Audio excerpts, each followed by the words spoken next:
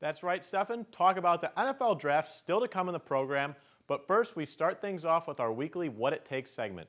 Flying solo tonight, I'm Danny Payne. The women's 4x1 and 4x4 relays have dominated so far this season, already breaking 2 school records. But the same group of 5 freshmen and sophomores run these relays. Taylor Axelson has more on what it takes to be a relay runner.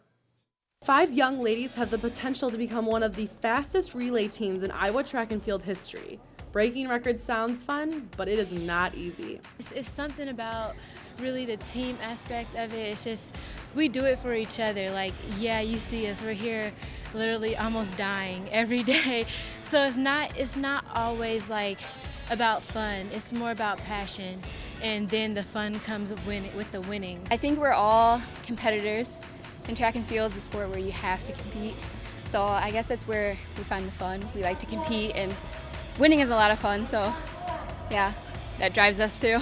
And winning is exactly what this team has been doing. April 5th at the Arkansas Spring Invitational, the team broke the previous record of the 1,600-meter relay by more than 1 second. They then went on to win the 400-meter relay that same weekend, but fell just short of the school record. But no worries, within 2 weeks at the Drake Relays, they shattered that one too.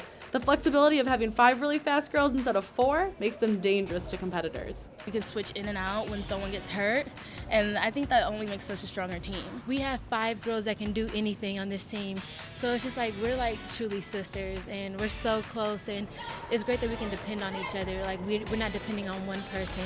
I can count on Alexis to take my place if needed ever, and it's just like that's what makes us close. We're out here dying at practice. At that moment, it's like you're like, why am I doing this? Why did I choose to do track? But then moments like Drake, when we break the school record, it's just like you see that it was all worth it. Have a record and have it with my teammates, not just me. It's just like we're all doing something productive here. We're actually like fighting for our goals and we're actually reaching them. There is no limit for Coach Roberts' group. I feel like we are going to go far. I'm not trying to sound cocky, but I know that everybody says we're young, we're a bunch of sophomores and freshmen, but we're going to make it to that national meet, and we're going to work our butts off to get there. This is Taylor Axelson, Daily Iowan TV Sports. Thanks for that, as always, Taylor. With the NFL draft starting tomorrow, the Houston Texans are officially on the clock. But what should they do with the #1 pick in the draft? 2 Daily Iowan staffers debate. Thanks, Danny. I'm here with DI staffer Kyle Mann, and we're here to debate what the Houston Texans should do with their #1 pick. There's a lot of talk between whether they pick Jadeveon Clowney, if they trade the pick, or take Manziel. What do you think they should do, Kyle? To me, there's really no question. We've been waiting several years for the Clowney draft. He's been pegged since high school as one of the greatest players, or one of the greatest high school players that we've seen in a long time.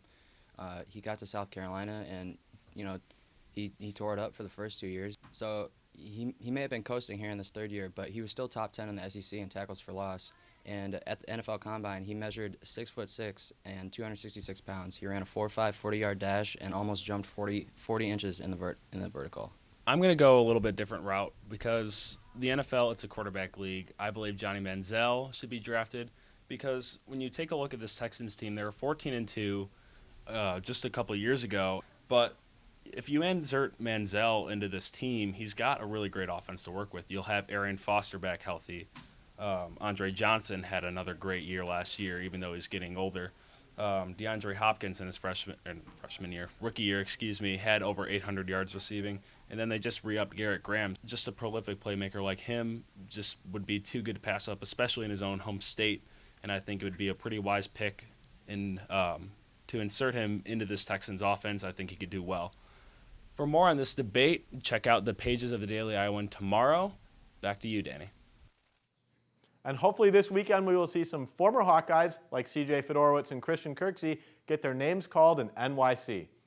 Well, unfortunately, that is all the time we have for tonight, but be sure to turn in tomorrow as we profile men's track and field thrower who is setting school records. Stefan, Megan, back to you.